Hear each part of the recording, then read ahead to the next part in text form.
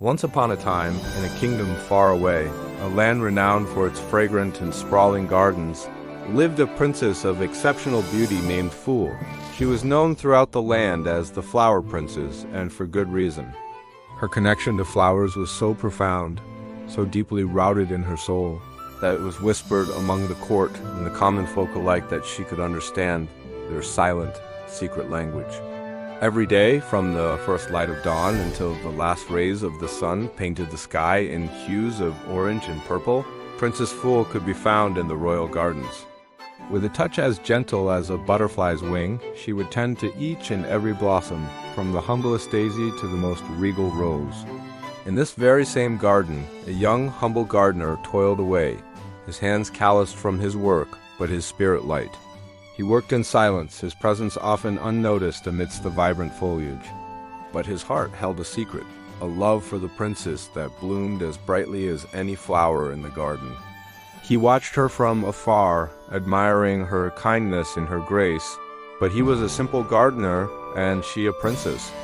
He believed a chasm as wide as the sea lay between their worlds, and so he never dared to speak of his feelings, keeping them locked away like a precious hidden seed. As the years passed, Princess Phool blossomed into a remarkable young woman, and the king, her father, decided it was time for her to marry. He was a good king, and he wanted a secure and prosperous future for his daughter and his kingdom. So, he sent out invitations to two powerful and wealthy princes from neighboring kingdoms, both of whom were eager for the princess's hand. The first prince to arrive was a stout man with a booming voice and a boastful nature. He made a grand entrance, his retinue carrying heavy chests overflowing with gleaming gold coins and priceless artifacts. He presented them before the throne, declaring that his wealth could buy anything the princes could ever desire. The second prince was his opposite in appearance, thin and wiry, with eyes that darted about, missing nothing. He was cunning and shrewd.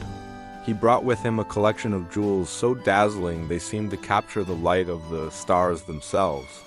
He laid them at the princess's feet, confident that their sparkle would win her heart. But Princess Phool was not swayed by their ostentatious displays of wealth. She looked past the gold and the gems, her gaze gentle but firm. She had a test of her own, one that would measure not the size of a man's purse, but the depth of his heart. She stood before the court and announced her decision in a clear voice that carried through the grand hall. "I shall marry the one," she declared, "who can bring me the single, perfect pink blossom that grows at the very top of the ancient enchanted tree in the heart of the royal garden." A murmur went through the court. The enchanted tree was legendary. It was the oldest living thing in the kingdom, its trunk thick and gnarled with age, its branches reaching so high they seemed to touch the clouds. No one had ever dared to climb it to its full height. The stout, boastful prince went first. He was confident his strength would see him through. He approached the colossal tree, rolled up his sleeves, and began to climb. He huffed and he puffed, his face turning red with effort as he struggled to find handholds on the rough bark. He was strong, but the tree was a formidable opponent.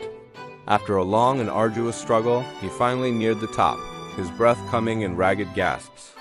But just as the delicate pink blossom came into view, a magnificent golden eagle with eyes as sharp as daggers and feathers that shone like the sun appeared from the highest branches. It was the guardian of the blossom. The eagle let out a piercing cry, its fierce gaze locking onto the prince. The prince's boasting and bravery vanished in an instant. Utterly terrified, he scrambled back down the tree as fast as he could, not even stopping to retrieve his chests of gold. He fled the kingdom without a single word of farewell. Next, it was the thin, cunning prince's turn. He had watched the first prince fail and had devised what he thought was a much cleverer plan. He brought with him a long, sturdy rope with a grappling hook at the end. With a flick of his wrist, he expertly tossed the hook, and it caught on a high branch. Sly and agile, he began to pull himself up, avoiding the difficult climb on the trunk. He moved with a quiet, sneaky confidence, certain that his cleverness would succeed where brute force had failed. Soon, he too reached the upper branches where the pink blossoms swayed gently in the breeze. And just like before, the golden eagle guardian appeared, landing silently on a branch before him. The eagle's voice, when it spoke, was like the rustling of ancient leaves. "Why do you seek the blossom?" it asked, its gaze penetrating. The prince, believing he had already won, replied with an arrogant smirk. "Why, to marry the beautiful princess, of course. And when I do, I will become king of this magnificent land." The words hung in the air, heavy with greed and ambition. The eagle's eyes narrowed. They could sense the selfishness in the prince's heart. Angered by his impure motives, the eagle let out a fearsome screech that echoed through the garden. It spread its vast golden wings and lunged at the prince, chasing him down from the tree. The prince shrieked in terror, half falling, half climbing down, and didn't stop running until he was out of the palace, out of the city, and far, far away from the kingdom he had hoped to rule. The court was in disarray. Both powerful princes had failed. The king began to worry that his daughter's task was impossible. It was then that the humble gardener, who had been watching everything from the edge of the crowd, felt a surge of courage he had never known before. He had spent his entire life in the garden, listening not just with his ears, but with his heart. He had heard the whispers of the plants in the wind, felt the ancient wisdom of the soil beneath his feet. He knew the enchanted tree was not just a tree. It was a wise, living being. He stepped forward, his heart pounding in his chest. He approached the ancient tree, not with the greed of the princes, but with a deep and quiet respect. He placed a hand on its trunk, feeling the life force within. Then he began to climb. His movements were not rushed or clumsy. They were sure, careful, and filled with a familiarity born from years spent among nature. It was as if the tree itself was helping him, offering him the perfect handholds and footholds. When he finally reached the top, the golden eagle was there, waiting patiently. Its fierce expression had softened. "And why have you come?" the eagle asked, its voice calmer now.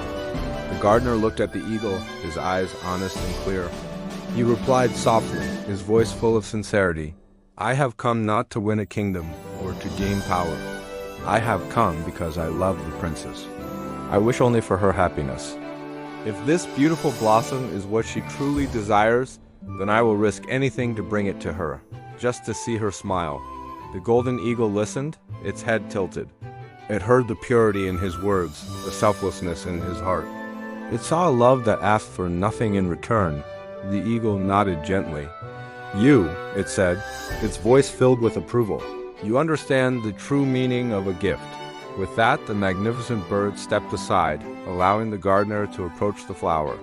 He carefully, tenderly, picked the single, perfect pink blossom. When the gardener descended and presented the flower to Princess Phool, her face lit up with a radiant smile. The court was stunned into silence, but the princess was not surprised. Through her unique connection with the garden, through the whispers of the wind carried by the leaves, she had heard the entire exchange between the gardener and the eagle. She had heard his heartfelt confession, and she recognized a love that was as true and selfless as her own love for the flowers. The king, seeing the genuine happiness in his daughter's eyes and sensing the profound wisdom in her choice, gave them his blessing. The humble gardener and the flower princess were married in a celebration that filled the entire kingdom with joy. They ruled together, not with power and riches, but with kindness, empathy, and a deep love for their people and their land. Their bond was as strong as beautiful and as rare as the most precious flower in the royal garden, a testament to the truth that the greatest treasures are found not in gold or jewels, but in a pure and selfless heart. Thanks for watching our story today. If you enjoyed it, don't forget to like this video and subscribe to our channel for more enchanting tales. We'll see you next time.